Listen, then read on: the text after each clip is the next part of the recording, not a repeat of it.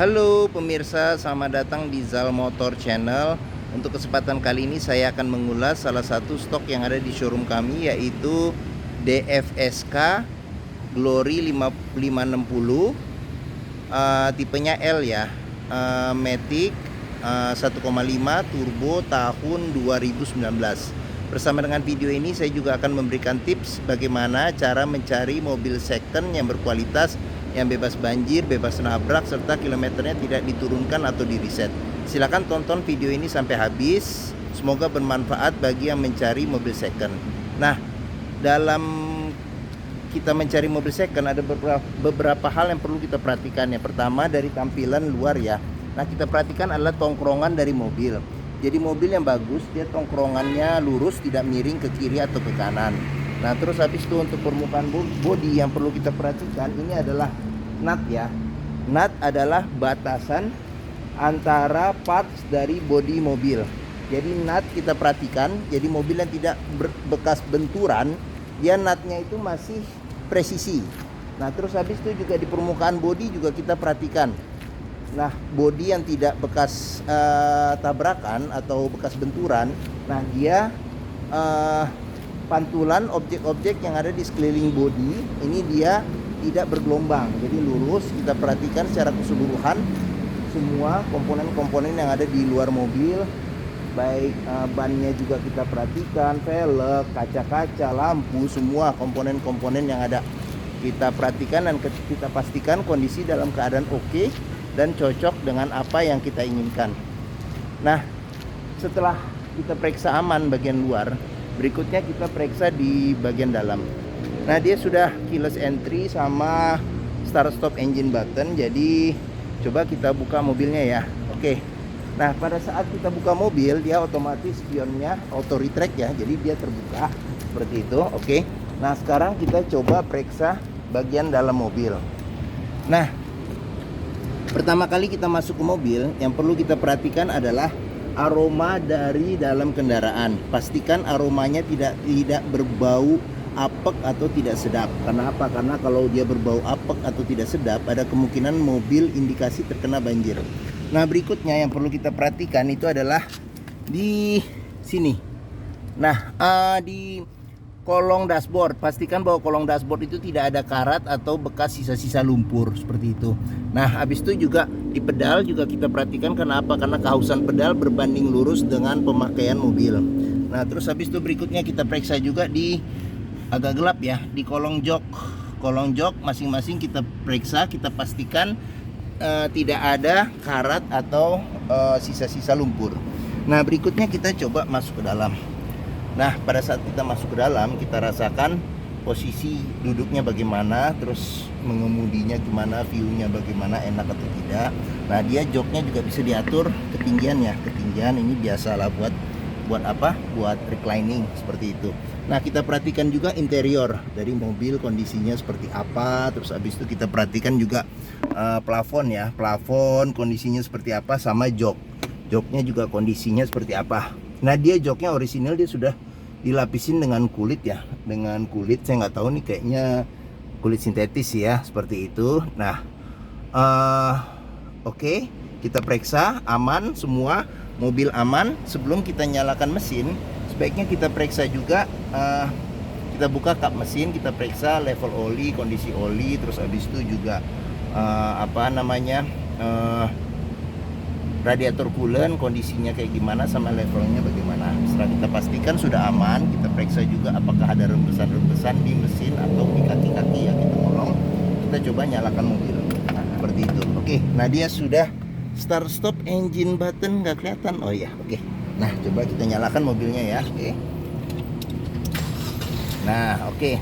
Nah, mobil yang bagus dia nyalanya langsung jreng. Karena apa? Kalau dia nyalanya tersendat, ada kemungkinan problemnya bisa jadi di aki sudah soak, atau dinamo starter sudah bermasalah, atau bisa jadi di ada hal-hal lain juga yang memungkinkan mobil nyalanya tidak respon ya. Oke. Nah, terus getaran yang masuk ke dalam mesin, kita bisa perhatikan dengan kita pegang setir yang pertama. Terus kedua juga dari posisi duduk juga kita bisa merasakan getaran mesin itu harus minim. Karena apa? Kalau getarannya berlebih ada kemungkinan di engine mounting bermasalah, atau bisa jadi di mesinnya memang pincang seperti itu. Oke, nah berikutnya kita lihat di kilometer ya. Nah, mobil ini kilometernya di 30.000. Jadi 30.000 mobil tangan pertama untuk ukuran tahun 2019, berarti hampir 3 tahun ya. Jadi masih tergolong oke lah ya. Jadi nggak sampai 15.000 per tahun pemakaiannya seperti itu. Oke. Nah, untuk memastikan mobil kilometernya sesuai, pastikan ada record servisnya. Nah, di DFSK ini juga lengkap ya.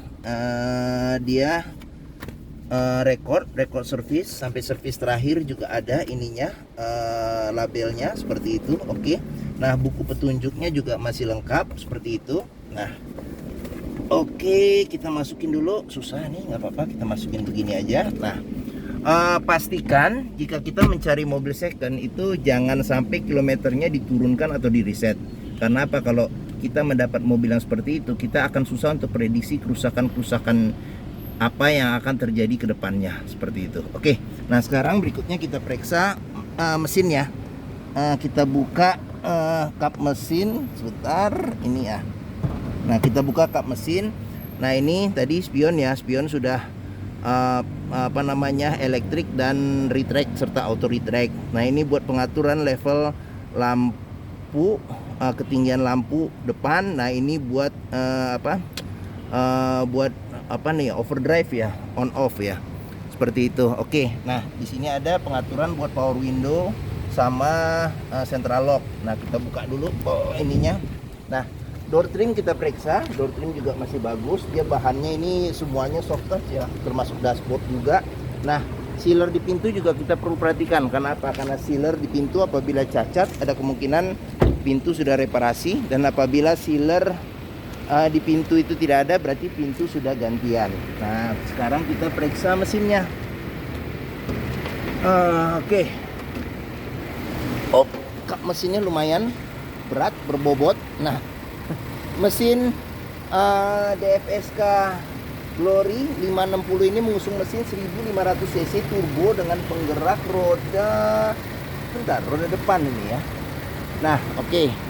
Seperti itu. Nah, untuk memeriksa kondisi mesin masih oke, kita pastikan yang pertama adalah getaran mesin. Dia getarannya sangat minim. Terus habis itu yang kedua dari ritme suara mesin. Nah, jadi mesin yang bagus, dia suara mesinnya ritmenya itu beraturan seperti itu.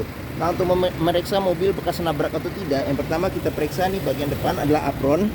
Kita pastikan apron aman, samping-samping aman, tidak bekas nabrak, tidak ada bekas ketokan, tidak ada bekas cat ulang.